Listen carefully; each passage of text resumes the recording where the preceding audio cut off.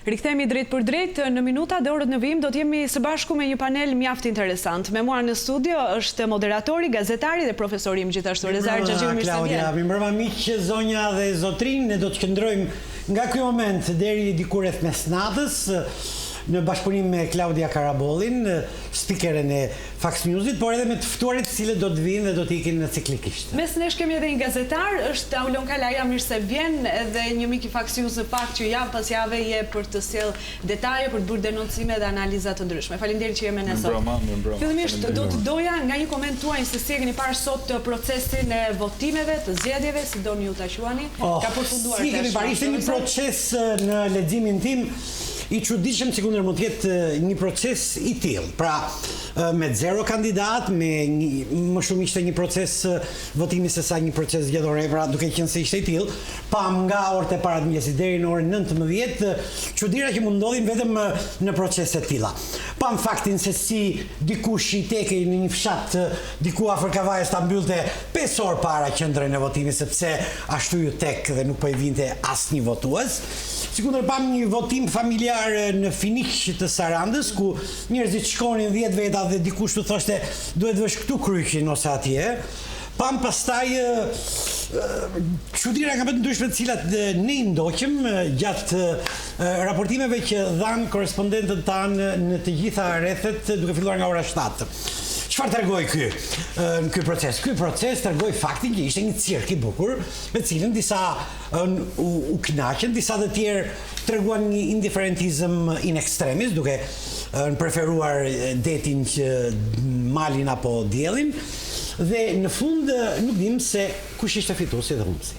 Në qartë. Aulon, një koment tuaj? Në fakt, unë e pash se një formë referendumi që shqiptarët zgjodhen sot për ta refuzuar qeverinë edhe kryeministrin, sepse sigurisht mosdalja në zgjedhje i shkon drejt për drejt atij që kishte kandidat, çdo qeveri faktikisht, por këto zgjedhje tipologjikisht ishin të çuditshme, siç tha edhe Xhaxhiu, ndërkohë që kjo mos pjesëmarrje e shqiptarëve është një refuzim, një braktisje e qeverisë, sepse sigurisht që Rama ishte potencuar që dilnin sa më shumë njerëz në votime, ne i dim shumë mirë presionet e administratës, nga 6 anër kanë ardhur sot informacionet, madje janë paguar dhe para për të futur, ju e keni transmetuar, do të thënë, ata që kanë marrë para, edhe Partia Demokratike e ka denoncuar, por ajo që doja të thoja unë më shumë, faktikisht prisja një dorëheqje të kryeministrit sot. Ky ishte mendimi im, duke marrë një precedent sot një javë për shembull në Greqi janë zgjedhjet parakoshme. Ciprasi, nga që humbi zgjedhjet për Bashkimin Evropian, humbi dhe 12 prefektura nga 13 gjithsej, reflektoi dhe dha dorëheqje dhe sigurisht e çoi Greqinë zgjedhjet parakoshme. Të votohet sot në Shqipëri me më pak se 19% kam përshtypjen, sepse s'kemi shifra zyrtare akoma. Shifër në këto momente 21.6% e pjesëmarrjes është te minutës së fundit kjo shifër që vjen redaksin e informacionit. Kush e tha? Komisioni Qendror i Zgjedhjeve. Tani duhet ndalem vetëm me një koment shkurtër këtu.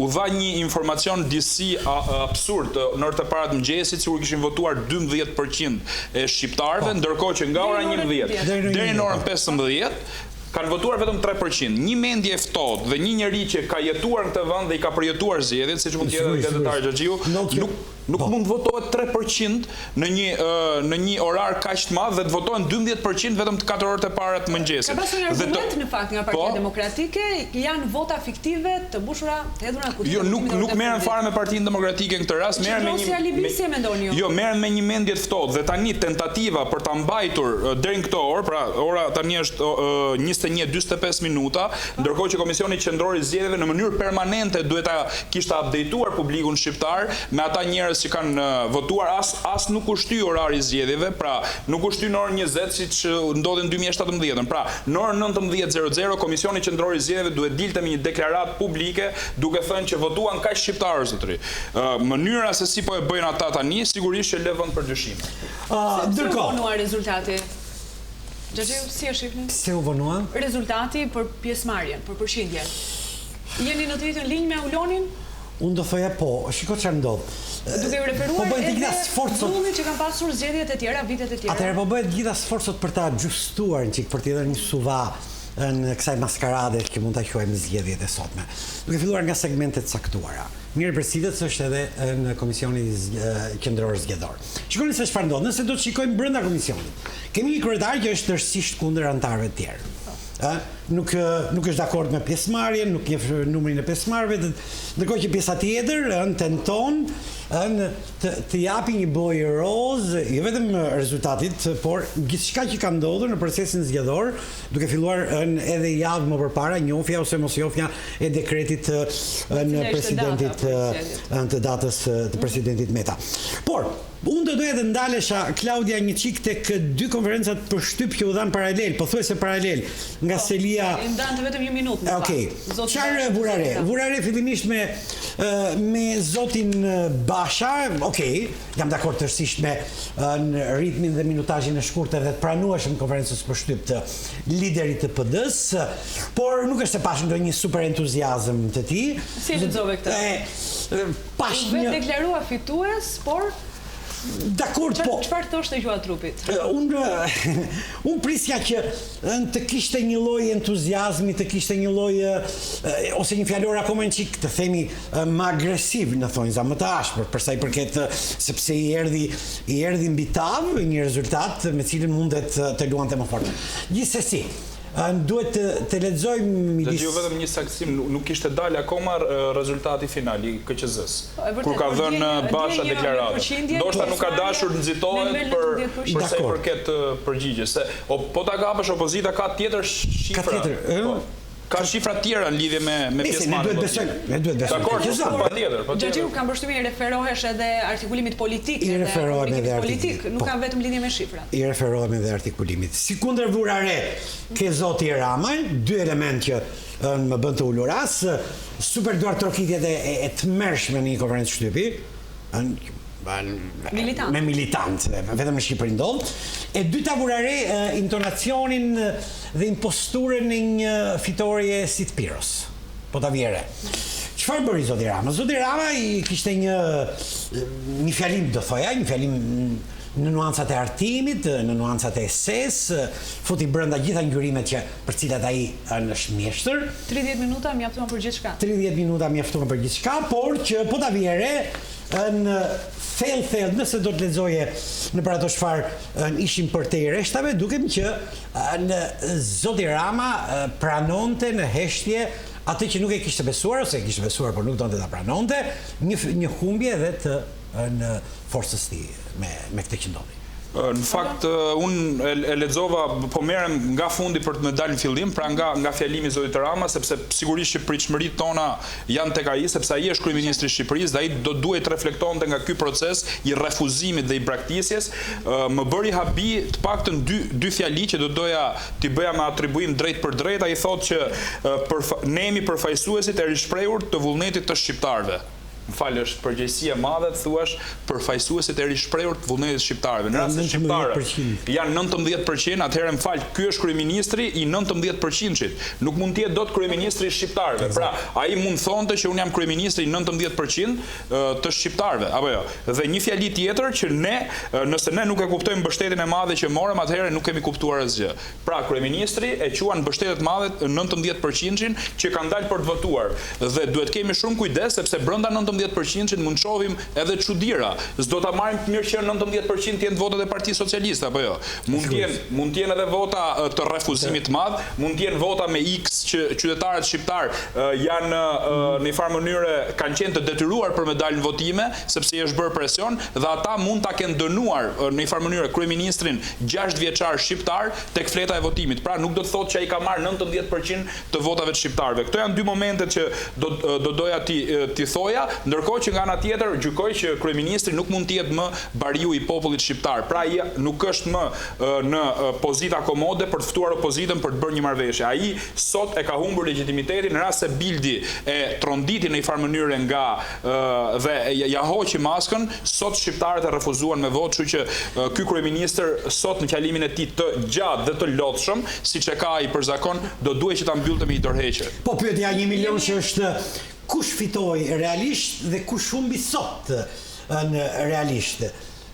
A pati Hajde ta diskutojmë Aulon, apati realisht fitues. Kemi Komisionin Qendror të Zgjedhjeve në deklaratë në këto momente për të dëgjuar edhe shifrat. Është raportuar edhe nga ana e gazetarëve. Procesi i votimit ka vjuar normalisht në të gjithë vendin, duke përjashtuar 7 qendrat e votimit të KZAZ-s numër 2 në Shkodër, në të cilat nuk është zhvilluar votim. Menjëherë pas mbylljes së qendrave të votimit sipas procedurave të përcaktuara nga Kodi Zgjedhor, Komisionet e qendrave të votimit, sipas procedurave ligjore, kanë nisur procesin e dorëzimit të kutive të votimit edhe të kutive të materialeve zgjedhore nga qendrat e votimit në vendet e numërimit të votave. Ndaj, pak a shumë besoj e na mirë kuptoni për shkak të vonesës së kësaj dalje, kjo ka qenë edhe arsyeja kryesore, duke qenë se të gjithë komisionet e qendrave të votimit kanë qenë të mbingarkuar edhe për duke bërë procedurat e mbylljes së qendrave të votimit dhe dorëzimeve të materialeve zgjedhore, po ashtu edhe për të dhënat e tyre. Sipas të dhënave të raportuara nga qendrat e votimit në Komisionin Qendror të Zgjedhjeve, e ritheksoj, sipas të dhënave të cilat janë raportuar nga Komisionet e qendrave të votimit në Komisionin Qendror të Zgjedhjeve, pjesëmarrja është si vijon për 61 bashkitë. Në Malsinë e Madhe 7.600 votues. Në Shkodër 15.913. Në Vaun e Dejes 5.166. Në Puk 3.939. Në Fusharës 2.602. Në Tropoj 3.997. Në Has 4.323. Në Kukës 11.598.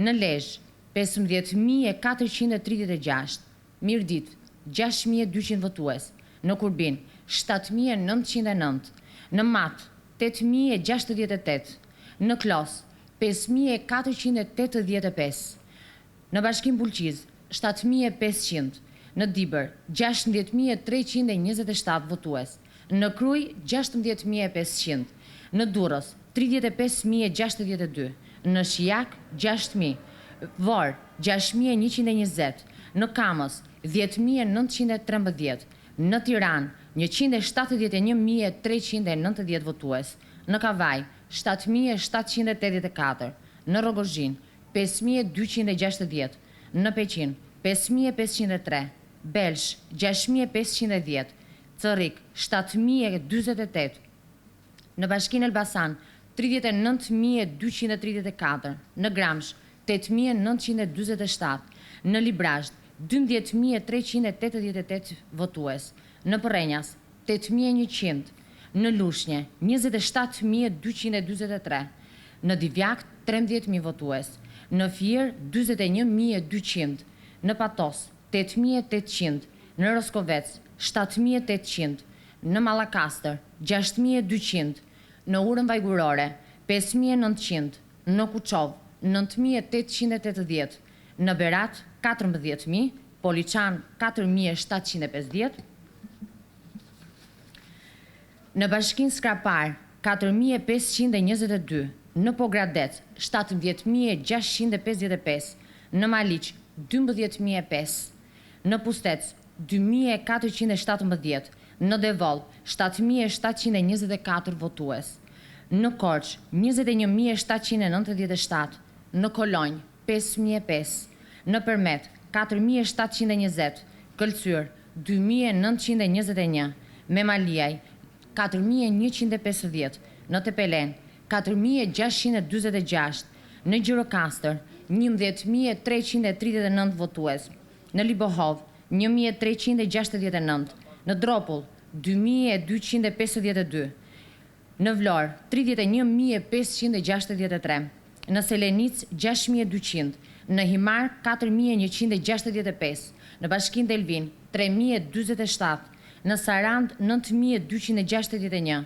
në Finiq 4.000 dhe në Konispol 3.486.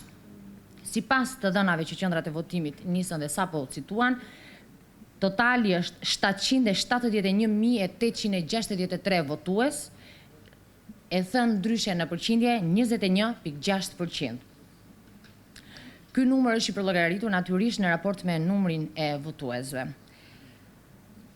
Sipas përcaktimeve të kodit zgjedhor dhe akteve të Komisionit Qendror të Zgjedhjeve në fuqim, numërimi fillon vetëm pasi të jenë marrë në dorëzim nga KZAZ të gjitha kutit e votimit me fletët të votimit dhe kutit e materialeve zgjedhore nga të gjithë qendrat e votimit në jurisdiksionin e saj. Pra ky është edhe hapi i radhës. Ju falenderit. Shumë këtë deklarat për shifrat e sakta, sipas Komisionit Qendror të Zgjedhjeve, 21.6% ishte pjesëmarrja për llogaritur shifër të cilën e raportuam edhe më herët. Si e pat, kishte një mungesë në fakt për përqindjen sipas qyteteve.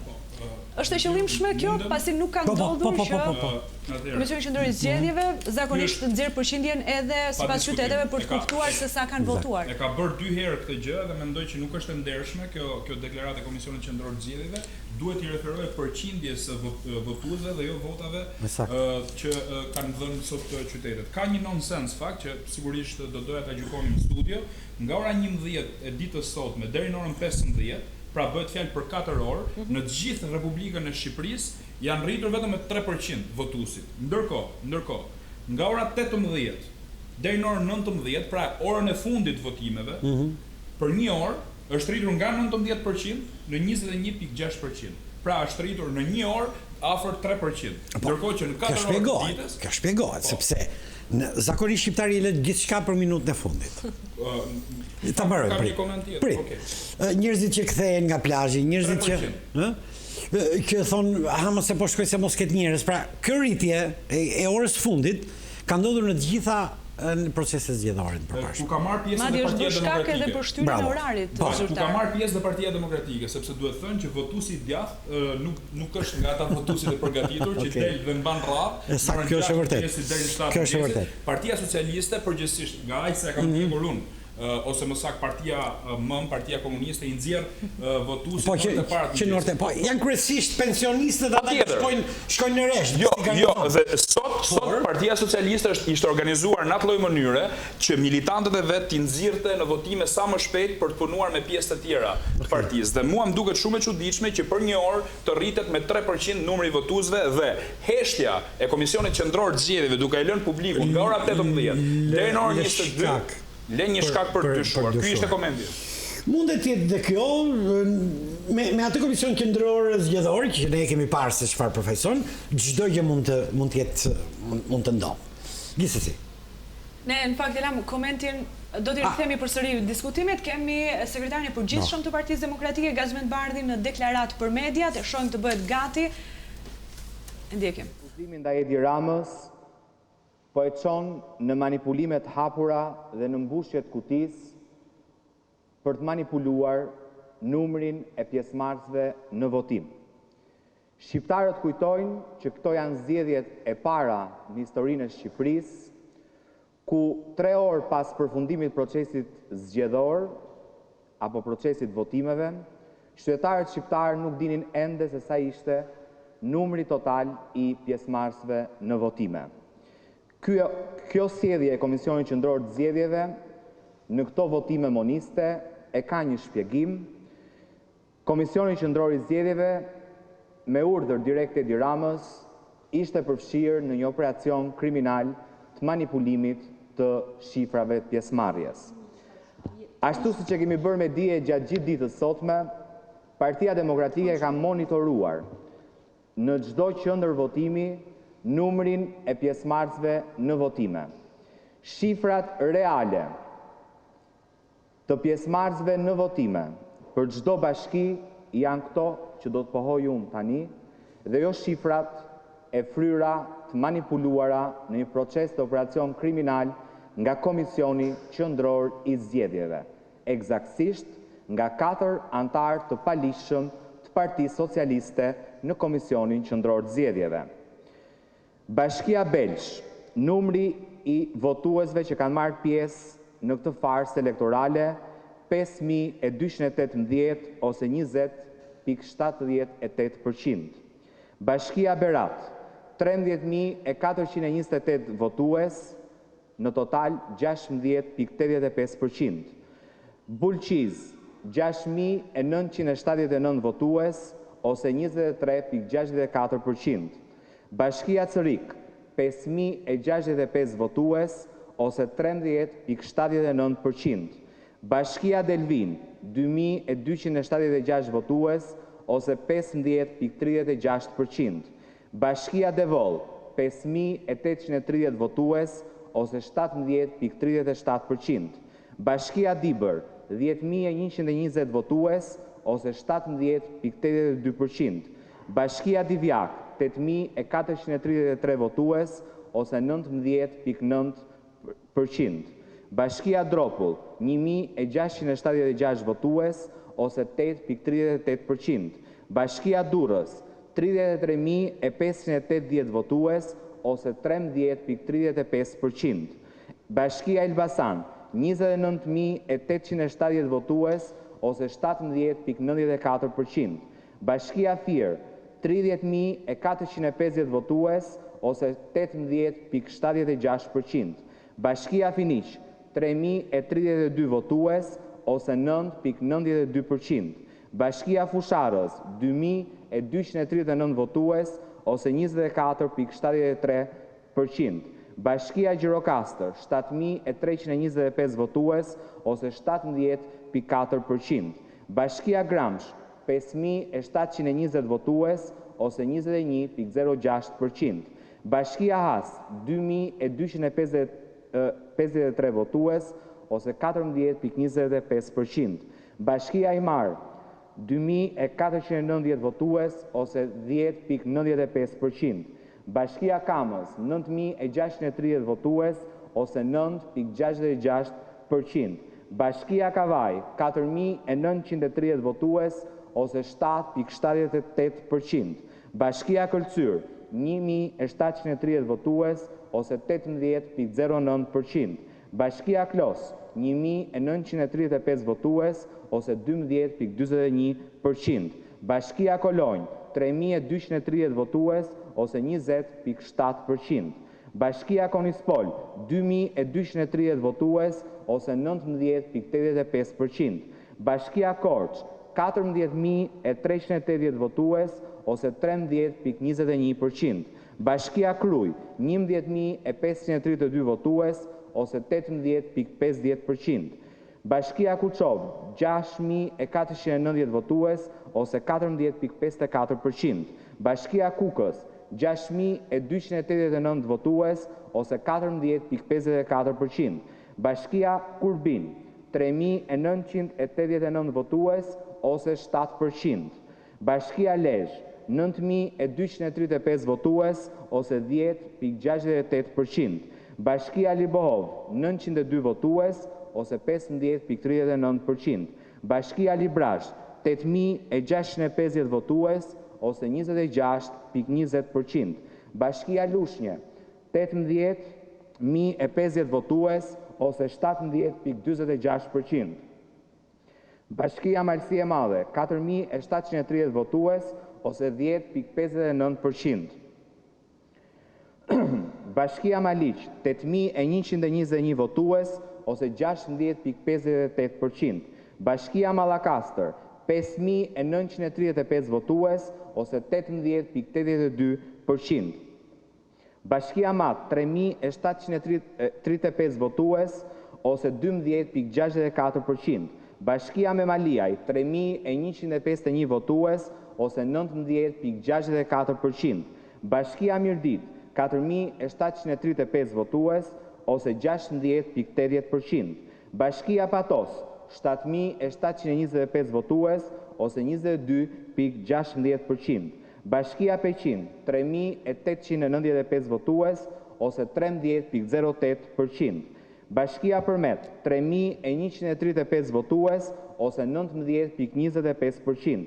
Bashkia Pogradec, 8.390 votues, ose 11.69%. Bashkia Poliçan, 3.598 votues, ose 26.86%. Bashkia Prenjas, 5.789 votues, ose 23.22%. Bashkia Puk, 3.170 votues, ose 26.27%. Bashkia Pustec, 1.530 votues, ose 35,09%. Bashkia Rogozhin, 3.105 votues, ose 9,87%. Bashkia Roskovec, 5.435 votues, ose 21,72%. Bashkia Sarand, 6.780 votues, ose 14,70%. Bashkia Selenic, 4.398 votues, ose 16,47%. Bashkia Shiak, 5.024 votues, ose 14,12%. Bashkia Shkodër, 10.980 votues, ose 6,67%. Bashkia Skrapar, 2.835 votues, ose 20,42%. Bashkia Tepelen, 3.625 votues, ose 28,55%. Bashkia Tiran, 105.102 votues, ose 15,86%. Bashkia Tropoj, 3.215 votues, ose 14,7%. Bashkia Ura Vajgurore, 4.982 votues, ose 16,90%. Bashkia Vau Ideës, 3.532 votues, ose 9,12%. Bashkia Vlorë, 23.178 votues, ose 14,3%. Bashkia Vorë, 5.512 votues, ose 18,80%. Në total, gjatë votimeve të sotme fars, kanë marrë pjesë 534.528 qytetarë, ose 15,12%. Ne po presim përfundimin e këtij procesi, po presim nxjerrjen zyrtare për çdo qendër votimi të numrit pjesëmarrësve në votim dhe garantojmë Komisionin Qendror të Zgjedhjeve, komisionet e qendrave të votimit, komisionet zonale të administrimit të zgjedhjeve, që Partia Demokratike disponon prova të plota për numrin e pjesëmarrjes në votime. Thjesht jemi duke pritur që kjo organizat kriminale që ka manipuluar numrin e pjesëmarrësve në votime ta çojë krimin apo ta kryejë krimin deri në fund dhe do të bëjmë transparencë për shqiptarët me pamje filmike për numrin e pjesëmarrësve në votim. Sot dua t'ju jap vetëm një shembull se si Komisioni Qendror i Zgjedhjeve është në krye të këtij operacioni të manipulimit të shifrave të pjesëmarrjes.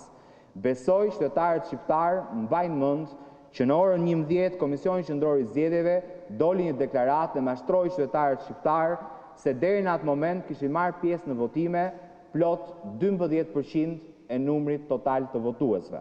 Në fakt, proces verbali i publikuar në faqen zyrtare të Komisionit Qendror të Zgjedhjeve për raportimin e kryer në orën 11 flet për një pjesëmarrje prej 218.981 qytetar që nënkupton 6,19% të numrit total të votuesve. Është identik e njëjta shifër që raportoi edhe Partia Demokratike kur kundërshtoi shifrën e nxjerrë zyrtarisht nga Komisioni Qendror i Zgjedhjeve. Kam një apel për secilin prej tyre, ndaleni krimin elektoral, provat janë të plota, vendi juaj është në të njëjtin vend me Tedi Ramës, humbsin e madh të ditës sotme, vendi juaj është në burg. Faleminderit. Ndoqëm së bashku edhe shifrat e publikuara sipas Partisë Demokratike në përfundim të punës së gjitha grupeve që kanë monitoruar në terren këtë proces votimi ditën e sotme, shifrat kujt duhet i besojmë? Komisionit Qendror të Zgjedhjeve apo Partisë Demokratike? Sepse Aulon mendoj se kjo është Shqipëria, ku ka dy rezultate, një nga Komisioni Qendror që është i certifikuar, del një parti opozitare thotë shifrat më të besuesme janë të mijat, hajde tani, kjo është në kuadër të gjithë asaj maskarade që unë vijoj ta cilësoj në 30 qershor. Dhe jemi në fillim, do të shikosh se çfarë gjëra të tjera do të do të na vinë në orët dhe në ditët në vijim. Aulon, do të certifikojnë këto zgjedhje?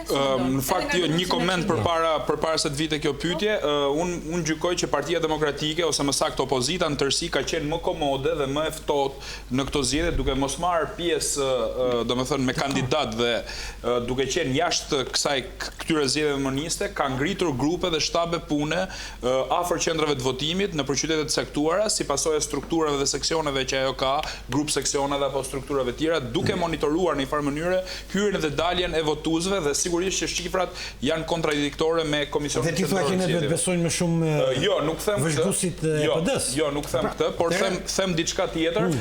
Shifra optimiste 12% që Komisioni Qendror i Zgjedhjeve dha në orën 11 të mëngjesit nuk ka ndodhur kurrë. Ndoshta unë e pash si një shifër optimiste për t'i bindur njerëzit që t'i drejtoheshin kotive të votimit, por Komisioni Qendror i Zgjedhjeve nuk mund të jetë një parti politike që të sillet me deklarata të tilla. Mund t'i falet Partia Socialiste.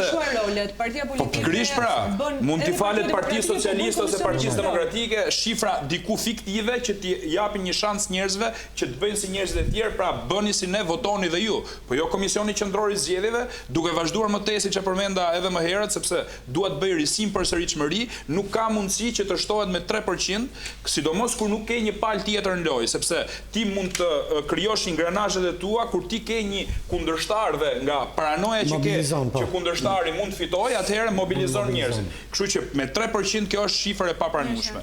Për certifikimin e zgjedhjeve, si mendon? Për certifikimin e zgjedhjeve, atëherë patjetër.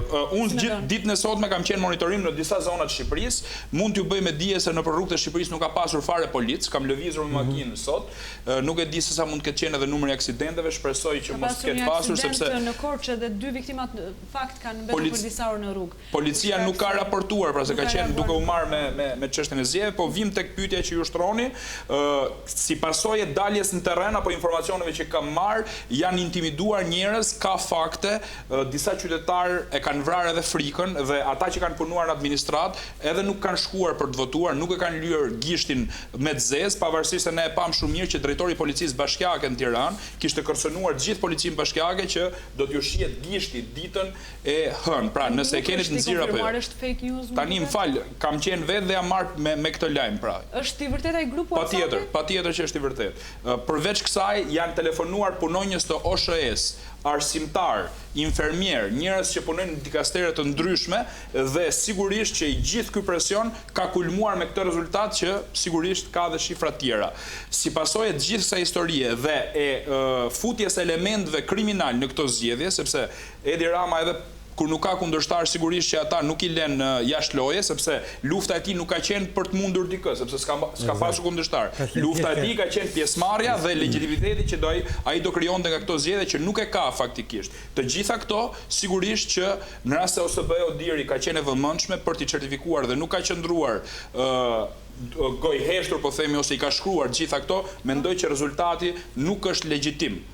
Pra nuk do certifikohet, ose OSB-ja Odiri nuk do ta certifikojë këtë rezultat për shkak të këtyre presioneve dhe çështjeve të tjera që kanë ndodhur. Ky perceptimi i yt gjithsesi. Perceptimi im patjetër, mendimi im sepse nuk ka pasur dhe kundërshtar në zgjedhje në një farë mënyrë. Edhe shifrat janë të çuditshme.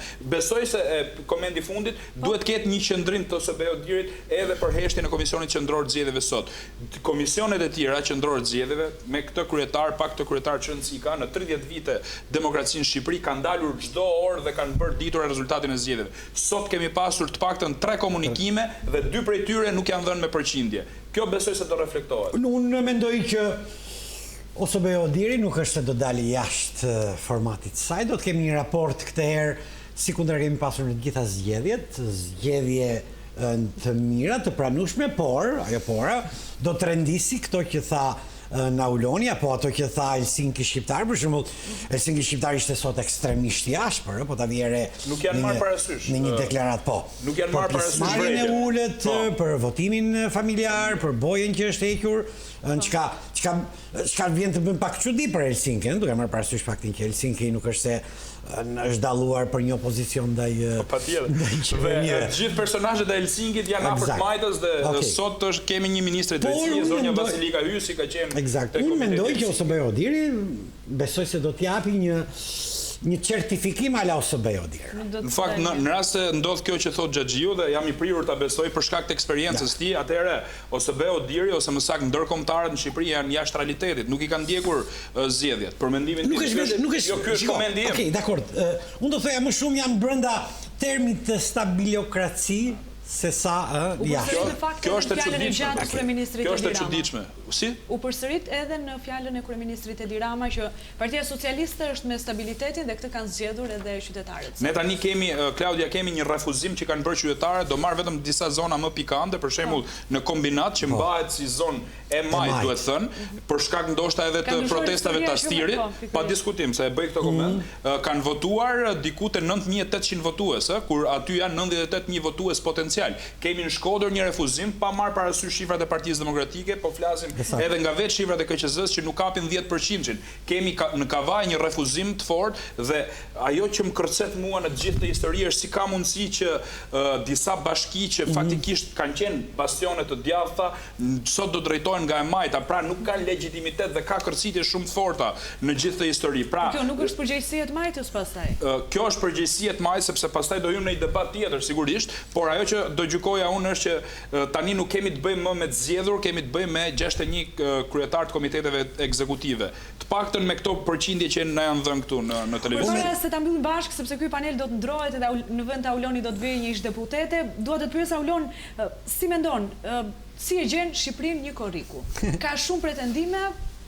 Një korriku, fatkeqësisht për mendimin tim e gjen Shqipërinë të përçar, pra në ata që kanë votuar dhe në ata që s'kanë votuar, Shqipëria nuk ka qenë kurrë e tillë, pra nxirja e gishtit sigurisht që do shikohet me një sy tjetër, të paktën nga ata që nuk kanë votuar. Kjo ishte një përçarje që arkitekti mendoi kësaj përçarje ishte zoti Rama me të gjithë kokforcinë e tij për të mos u ulur në tryezën e bisedimeve dhe për të zgjidhur çështjet, të paktën edhe pas asaj që Gazeta Gjermane Bild, e cila ishte shumë e qartë, duhet thënë, në gjithë ata që kanë ndodhur në Shqipëri, por besoj që kjo përçarje duhet të i kaluar sa më parë, duhet një marrëveshje e madhe, duhet një pakt i madh dhe jo një marrëveshje midis dy personave, duhet një marrëveshje publike për të ndryshuar Shqipërinë, jo për 4 vitet e ardhshme apo për një palë zgjedhje, po për të ndryshuar Shqipërinë të paktën për 100 vitet e ardhshme. Pra, janë nga këto marrëveshjet historike që unë nuk e di a do bëhen apo jo, por faktikisht mendoj që është më përçar Shqipëria duke pasur parasysh që nuk do kemi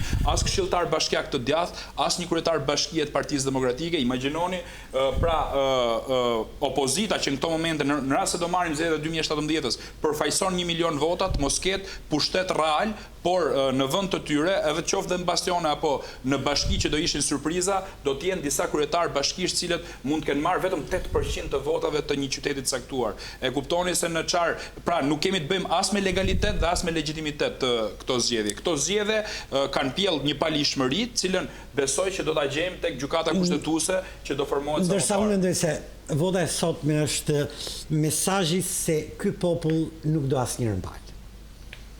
Shikoni çfarë ndodh.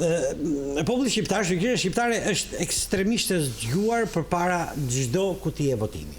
Të paktën zgjedhjet të këtyre 10-15 viteve të fundit e kanë treguar, shqiptarë ishin paparashikueshëm. Unë mendoj që 30 qershori ishte mesazhi që bollma.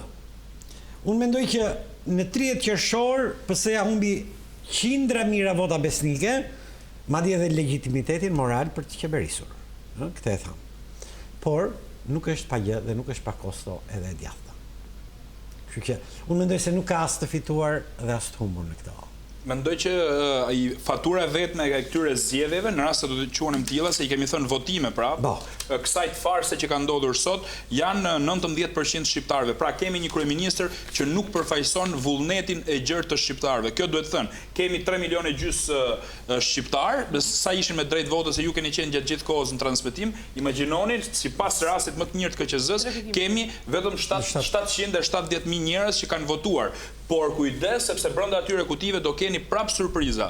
Do ketë njerëz që janë detyruar të shkojnë aty për sy e për faqe, por kanë vënë një X të madh. Shpresoj që këto vota sipas raportimeve ka pasur. Pa diskutim, kanë dalë vazhdimisht. Pra, shpresoj që këto vota të lexohen dhe kemi një kryeministër që nuk është më as legal dhe as legjitim. Legalitetin dhe legitimitetin e ka humbur që në 2017-ën, por sot me 30 qershor ju dha shkelmi i fundit. Pra, nuk kemi të bëjmë më me 1 milion shuplak apo jo. Nuk janë as 1 milion shuflakat e 2013-ës. Pra, kuptoni, kemi një kryeministër në rënje të lirë, a thua se është hedhur nga mali dajtet me parashut dhe po shpresoj të Çfarë tregon bilet. këtë zgjedhje për të djathtën? Pas Aulonit do të jemi në panel me ish-deputeten Albana Vokshi dhe me Zgjedhjet pas publicitetit. Faleminderit Aulon. Faleminderit juve për ftesën.